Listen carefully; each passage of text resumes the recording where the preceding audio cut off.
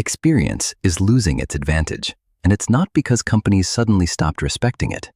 It's because modern enterprises are redesigning work so that years in the seat produces less marginal value than it used to. In an AI-instrumented organization, the system does not reward how long you've seen the movie. It rewards how quickly you can change the script without breaking production. For most U.S. professionals earning $110,000 to $150,000, experience has historically been your quiet insurance policy. You learned the traps. You learned the politics. You learned which escalations matter and which don't. You learned how to spot risk before it became visible. That's what seniority bought you, early signal. That advantage depends on one condition. The organization must be blind without you. If the enterprise can't see what's happening until a seasoned person interprets it, then experience is scarce. Scarcity creates bargaining power. Bargaining power creates comp acceleration. That condition is collapsing. Work now happens inside systems that measure themselves. Not vaguely, precisely. Tickets with cycle time. CRM with pipeline decay. Payment ops with chargeback rates. Security with anomaly scores. Cloud with cost per service, per request, per team. Compliance with audit trails. Customer support with sentiment and deflection. When the system is instrumented, experience stops being the only way to detect drift. The platform detects drift first. Here's the structural shift. The enterprise is moving from human pattern recognition to machine surveillance. Your 12 years of "I've seen this before" gets partially replaced by alerting that says, "This is happening now." And the moment timing becomes automatic, the premium on tenure starts to erode. This is why senior people feel a weird kind of disrespect without anyone being rude. Performance reviews stay positive. Leaders still say, "We need your judgment." But comp bands tighten. Promotion windows lengthen. Equity refreshes shrink. The organization appreciates you. It just depends on you less. Most people misread the driver as cost-cutting. Cost is not the driver. Variance is. Finance doesn't pay for wisdom. Finance pays to reduce outcome volatility. If your experience used to prevent expensive surprises, you were a volatility hedge. When monitoring, forecasting, and automated controls reduce surprise frequency, the hedge gets repriced. Look at how this shows up in enterprise workflows. In procurement, spend analysis tools detect vendor creep and contract duplication. In finance, anomaly detection flags revenue leakage and expense abuse. In engineering, CI pipelines and observability surfaces regressions within minutes. In customer success, health scores predict churn before the account manager has a feeling. In compliance, continuous controls monitoring reduces reliance on "we'll review it quarterly." The system converts senior intuition into repeatable, auditable signals. Once signals become repeatable, management starts hiring differently. Instead of paying a premium for a person who knows every edge case, they pay for a person who can operate the system, triage exceptions, and escalate only what truly matters. That sounds minor. It isn't. It changes which careers compound. Because the high-value work moves from remembering to designing.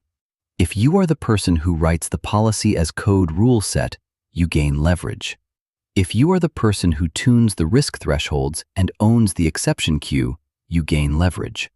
If you are the person who decides what gets measured and what gets ignored, you gain leverage. If you are the person who knows, your leverage becomes fragile. This is the new hierarchy inside white-collar work. Rule makers over rule followers. System owners over system users. Exception governors over exception processors. And that's the quiet reason experience is losing its advantage.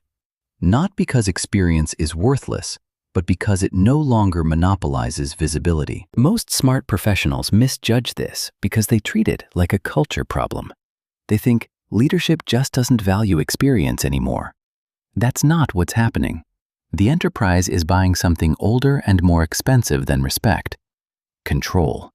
Control of variance, control of throughput, control of auditability. When the system can prove what happened, when it happened, and why it happened, trust the veteran stops being the default operating mode. Think about the traditional senior manager meeting. Historically, that person was the human dashboard. They walked into the room and everyone waited for them to explain the status of the project, the mood of the client, and the health of the budget. Their leverage came from owning fragmented information. In an instrumented organization, that meeting changes. Everyone is staring at the same real-time dashboard. Revenue variance is visible. SLA breaches are visible. Burn rate is visible. The system has already briefed the room. If you built your identity around reporting the weather, you're now competing with live feeds. The authority shifts from interpretation to intervention. The person who can change the parameter matters more than the person who explains the number.